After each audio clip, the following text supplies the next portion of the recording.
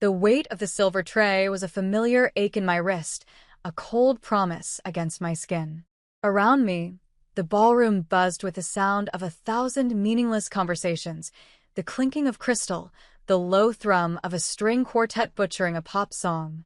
It was a symphony of wealth I served but could never join. Each flute of champagne I delivered was worth more than my entire week's rent.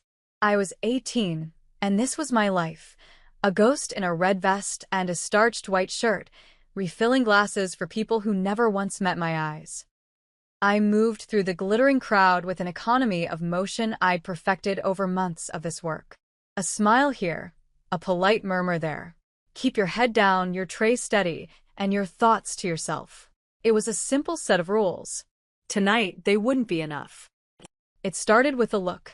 A man in a dark blue police uniform, his chest puffed out with the self-importance of a man who mistakes a badge for a crown, was staring at me. Not at the tray, not at the champagne, but at me. His eyes, small and hard, raked over me with a calculated disdain that made the fine hairs on my arms stand up. He was older, his face florid and etched with the permanent scowl of someone who believes the world owes him constant deference. The gold captain's bars on his collar gleamed under the chandelier light. I ignored him, turning to offer a glass to a woman draped in diamonds. She took it without a word, her attention fixed on the man beside her. That was how it was supposed to work. I was furniture, useful but unnoticed. But the captain was not like the others. He stepped directly into my path as I turned, forcing me to a sudden halt. The champagne on my tray sloshed, a tiny, dangerous tide. "You," he said. His voice was a low growl, meant to carry only to me, yet loud enough to command the space around us. I kept my expression neutral, my training kicking in. "Sir, can I get you something?" "I've been watching you," he continued, his eyes narrowing.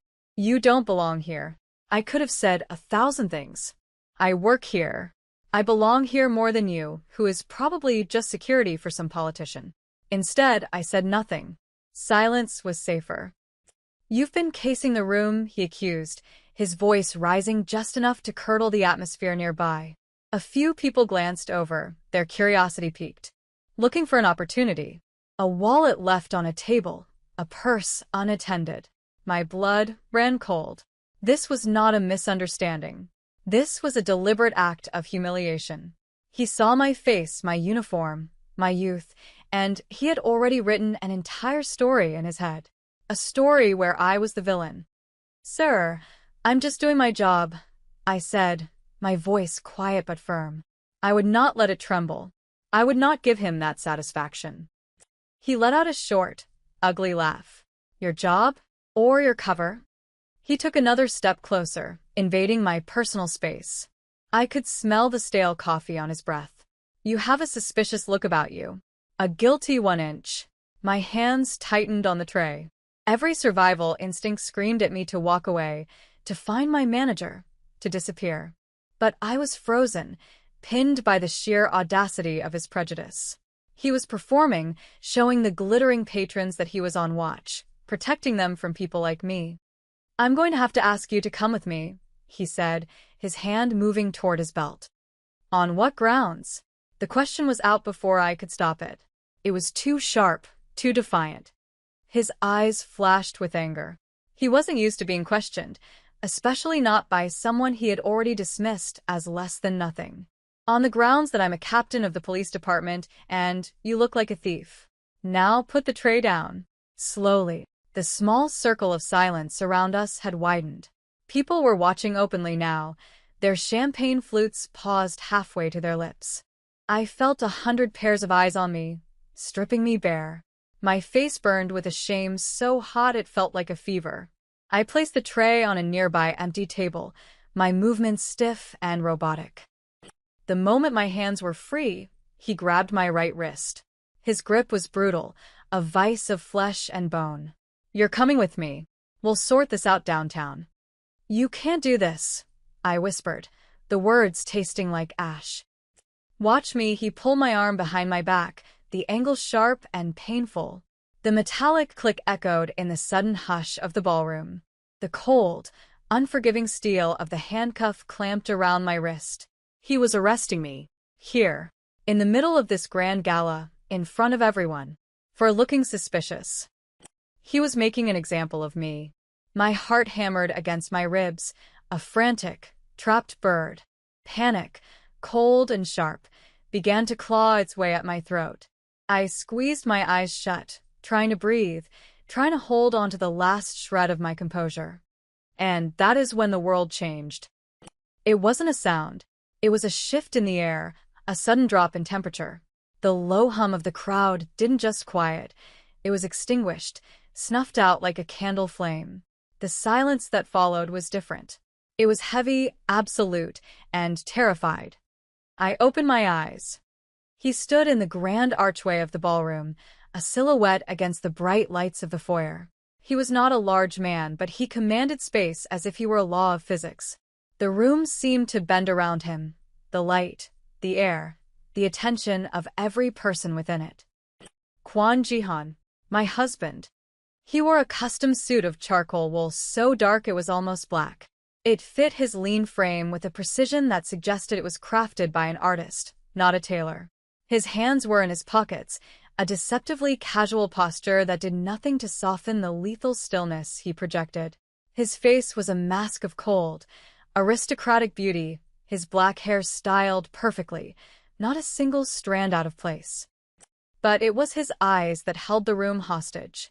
They were dark, so dark they seemed to absorb the light, and they were fixed on the scene in the center of the room. On the police captain's hand on my arm, on the glint of steel at my wrist. He did not raise his voice. He did not move quickly. He simply began to walk toward us, his polished leather shoes making no sound on the thick carpet. With every step he took, the fear in the room intensified. Men who ran corporations and countries seemed to shrink in his presence. Women adorned in jewels clutched their partner's arms. They knew who he was. The head of the Korean syndicate that ran this city's shadows, the unseen hand that moved pieces on a board they couldn't even comprehend. Captain Miller, however, was insulated by his own arrogance. He hadn't noticed the change in the room yet. He was too focused on his prey. He tugged on my arm, trying to pull me toward the exit. Let's go. You can make your phone call from the station. Jihan stopped a few feet away. He did not look at the captain. He looked only at me. His gaze was unreadable, a deep, dark well of something I couldn't name. I saw a flicker in their depths, a spark of something ancient and predatory. It was a look that stripped away everything, the ballroom, the uniform, the handcuffs, until there was only him and me. Then he spoke. His voice was quiet, a low, smooth baritone that cut through the silence, like a razor. Captain. He said the title with an inflection that turned it from a sign of respect into an insult. Captain Miller finally looked up, his face a mask of irritation. Who the hell are you? This is official police business. Stay back. Jihan's eyes slowly, deliberately, moved from my face to the captain's hand gripping my arm. He tilted his head, a small, almost imperceptible movement. A ghost of a smile touched his lips, but it held no warmth. It was the baring of teeth. You have made a mistake, Jihan said. It was not a threat. It was a statement of fact, as calm and certain as a weather forecast predicting a hurricane. The captain's face flushed a deeper red. He was a man who thrived on intimidation, and he was being challenged. I am placing this woman under arrest. She fits the description of a suspect in a series of thefts in this area. Now, if you'll excuse me. She fits the description, Jihan repeated, his voice dangerously soft. Tell me, Captain, what is the description? The captain faltered for a second, caught off guard. Young. Works service jobs. Moves around places like this, looking for opportunities, he trailed off, realizing how flimsy it sounded. I see, Jihan took another step forward. He was so close now I could smell the faint, clean scent of his cologne, something like cedar and cold night air. He finally looked at Captain Miller, and for the first time, a sliver of uncertainty seemed to pierce the captain's thick hide. He was starting to realize he was not talking to just some concerned citizen. You will release my wife, Jihan said. The words hung in the air, heavy and unbelievable. My wife. The captain's jaw went slack. His eyes darted from Jihan's impassive face to my own. Confusion warred with disbelief on his features. Your wife?" he stammered. This girl is a waitress." "She is," Jihan agreed, his tone deceptively pleasant. "And she is my wife. And you have put your hands on her. So, I will ask you one more time. Release her." Now. The captain, his brain finally catching up to the reality of the situation, began to sweat. He had seen Jihan's face in classified briefings. He knew the name. Kwon Jihan was not a man you arrested. He was a man you prayed you never had to meet. And he had just arrested his wife. With fumbling, trembling fingers, the captain unlocked the handcuff. The steel fell away from my wrist, leaving a raw, red mark.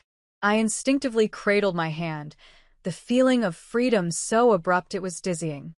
Jihan's eyes flickered down to the red mark on my skin. The cold mask on his face tightened, becoming something harder, something made of carved ice. He looked back at the captain, whose face had gone pale, the color of old parchment. "My associate will take your statement outside," Jihan said, his voice dropping to a near whisper. A man in a suit, who had seemingly appeared from nowhere, stepped forward and placed a firm hand on the captain's shoulder. The captain looked like he was going to be sick. "Wait, it was a misunderstanding," he pleaded, his bravado completely gone, replaced by a desperate, animal fear. "There is no misunderstanding," Jihan said, his back already turned to the captain as if he no longer existed. He was looking only at me. The man in the suit guided the captain away, his protests dying as they moved toward the exit. The ballroom began to breathe again, conversations restarting in hushed, frantic whispers. The show was over. But for me, it was just beginning. "Are you all right, Aaliyah?" Jihan asked, his voice for my ears only. I could only nod, my throat too tight to speak.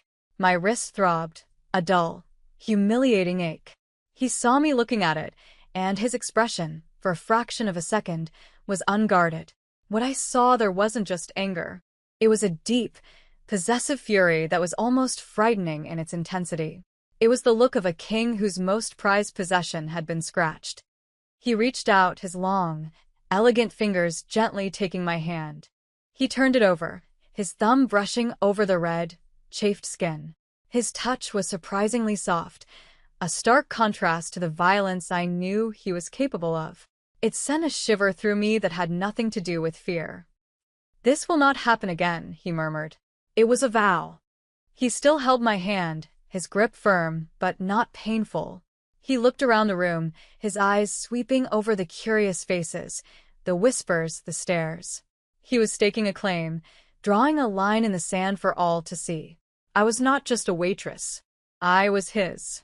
And an insult to me was an insult to him. I understood, in that moment, that the invisible cage I had lived in since our arranged marriage had just become a fortress. And I wasn't sure if its walls were meant to keep others out or to keep me in. He gave my hand a gentle squeeze and then released it. "Go and get your things," he said, his voice once again cool and controlled. "We are leaving." He didn't offer me an escape, a way to fade back into the anonymity of the staff. He was taking me out the front door with him. He was making a statement. I swallowed hard, the last vestiges of the girl who just wanted to get through her shift disappearing. I walked toward the staff locker room, my legs unsteady, feeling the weight of his eyes on my back with every step. The red vest and white shirt felt like a costume I was about to shed for good. I didn't know what I was changing into, only that there was no going back. In the small, cramped locker room, I leaned against the cool metal, my breath coming in ragged gasps. The adrenaline was fading, leaving a shaky, hollow feeling in its wake. I peeled off the uniform vest, my fingers clumsy. My life had been cleaved in two, the time before Jihan walked into that ballroom, and the time after. I had married him 6 months ago, a deal made between him and my father to settle a debt I never knew existed. It was a business transaction. I was the collateral.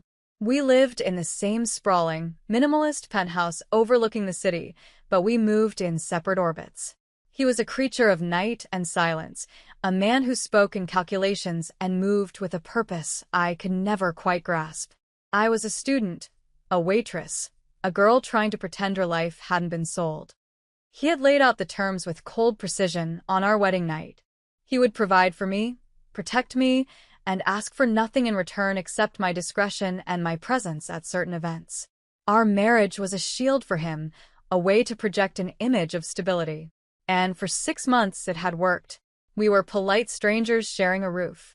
I saw him in the mornings, a fleeting shadow in a perfect suit, and sometimes late at night, when he would stand on the balcony, staring out at the city that was his kingdom. But what happened tonight, that wasn't part of the deal. The cold fury in his eyes, the possessive way he'd said my wife, that was something new. Something that terrified and intrigued me in equal measure. He had protected me, yes, but it felt like more than that. It felt like he was protecting something that belonged to him. I changed into my simple clothes, jeans and a sweater, and stuffed the uniform into my bag. When I walked back out, he was waiting for me, standing near a towering floral arrangement, looking as out of place and as perfectly in control as a panther in a gilded cage. He turned as I approached, his eyes scanning me from head to toe, as if checking for any other damage. "Ready?" he asked. I nodded. He led the way, and the crowd parted for him like the Red Sea. The whispers followed us, a ripple of speculation and fear. As we stepped out into the cool night air, a sleek black car pulled up to the curb, its engine a low, contented purr. The driver, a man built like a mountain, got out and opened the back door. Jihan placed a hand on the small of my back, guiding me inside.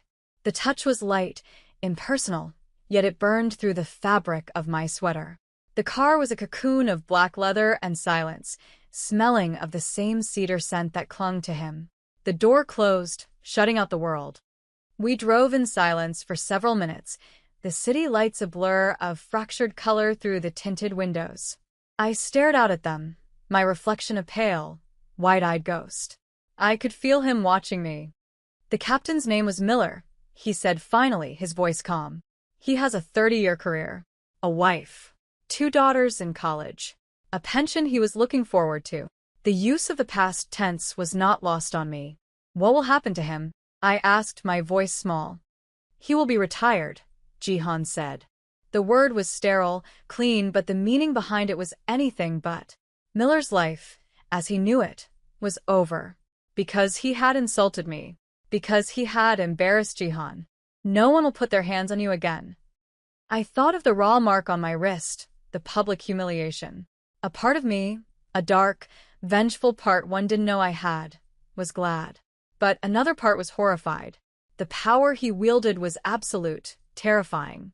To erase a man's life over a slight, a mistake born of arrogance and prejudice, it was the power of a god or a monster. "He was wrong to do what he did," I said, choosing my words carefully. "But his family..." Jihan turned to look at me fully. In the dim light of the car, his face was all sharp angles and shadows. "They have nothing to do with this. His daughters will find their tuition is paid for by an anonymous benefactor. His wife will receive his full pension. I am not a savage, Aliyah. I am precise." His precision was what scared me the most. He moved through the world like a surgeon, excising threats with cold, clean cuts. There was no passion in it, only calculation. Except for tonight. Tonight, in the ballroom, I had seen something that wasn't calculated. That flash of fury in his eyes had been pure, unadulterated emotion. It was the first real emotion I had ever seen from him. We arrived at the penthouse. The elevator opened directly into the vast living space, a cavern of white marble, black furniture, and glass walls that offered a breathtaking view of the city. It was beautiful, but it had never felt like a home. It was a museum, and I was just another exhibit. Jihan walked to the bar and poured 2 glasses of water. He handed one to me. Our fingers brushed. A jolt, small but unmistakable, shot up my arm. I pulled my hand back quickly. "I didn't know you were coming tonight," I said, needing to fill the silence. "My plans changed," he said simply. He walked over to the floor-to-ceiling windows, looking down at the glittering tapestry of lights below. Park Min-jun was there, from the Ilson family. He has been making moves on my shipping routes. I needed to make an appearance, so that was it. It was about business. His anger wasn't just for me. It was because Miller had created a scene, a disruption, in front of one of his rivals. It was a show of weakness. The realization was a cold splash of water, extinguishing the strange warmth that had begun to kindle inside me. Of course, it was always about the business, the empire. As if sensing my thoughts, he turned from the window. What Miller did was an inconvenience. It created a ripple I will now have to smooth, but that is not why I was angry. He walked toward me, closing the space between us until he stood just a foot away. He was taller than I realized, and I had to tilt my head back to meet his gaze. When I walked in and saw his hands on you, he said, his voice a low thrum, I saw a loose end. A liability. A problem I needed to solve. He paused, his dark eyes searching my face. But that was not all I saw. My heart started to beat faster. There was a woman I was supposed to protect once, he said, his voice taking on a distant, almost haunted quality. My younger sister. She was vibrant, reckless. She trusted the wrong person. A man from a rival family. I warned her, but she thought she knew better. They used her to get to my father. By the time I found her, it was too late. He looked away, back toward the city lights, but I knew he wasn't seeing them. He was seeing a memory. I was young, not yet in charge. I couldn't protect her, he continued, his voice flat, devoid of the emotion the story demanded. I swore I would never fail like that again. Anyone under my roof, under my name, is my responsibility. An absolute 1 inch. He was giving me an explanation. Kwon Ji-han, the man who never explained himself to anyone, was explaining his actions to me. He was showing me a piece of his past, a wound that clearly had never healed. The story wasn't an apology, but it was something more. It was a context. It was the key to the fury I had seen in his eyes. He hadn't just seen a business liability in that ballroom. He had seen a ghost. I'm not your sister, Ji-han, I said softly. His eyes snapped back to mine, sharp and focused. No, he said. You're not. He reached out and tucked a stray curl behind my ear. His fingers were cold against my skin. The gesture was so unexpectedly tender it made my breath catch. You are my wife. And Park Min-jun saw you tonight. He saw Miller put you in handcuffs. He saw me react. He will interpret that as a weakness he can exploit. The danger wasn't over. It had just begun. The police captain was a stray dog. Park Min-jun was a wolf. What do we do? I asked, the we slipping out naturally. A flicker of something, surprise? Approval. Crossed his face. For now, you will not be alone. My driver will take you to your classes. Someone will be with you at all times. My world, already small, was about to shrink to the size of a gilded cage. I should have been angry, resentful. Instead, a strange sense of security settled over me. The thought of being alone after tonight was a far more terrifying prospect. And what about you? I asked.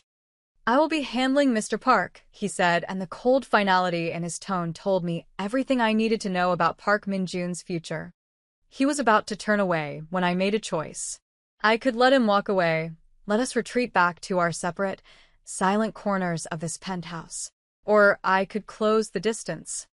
I reached out and placed my hand on his arm. His muscles tensed under my touch. He looked down at my hand, then back up at my face, his expression unreadable. Thank you, I said. The words were simple, but they carried the weight of everything that had happened tonight. Thank you for saving me. Thank you for telling me why. He stared at me for a long moment, the silence stretching between us, thick with unspoken things. Then he slowly covered my hand with his own. His was large and warm, engulfing mine completely. Go and get some rest, Aaliyah, he said, his voice softer than I had ever heard it. He said my name differently than anyone else.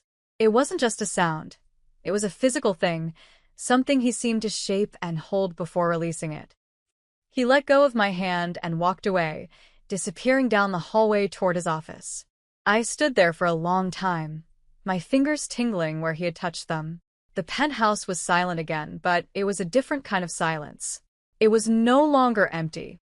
It was filled with the presence of the man in the other room, a dangerous, complicated man who had just drawn me into the very center of his world. And I had just made the conscious choice not to run. I had chosen to stay. That was the moment everything changed.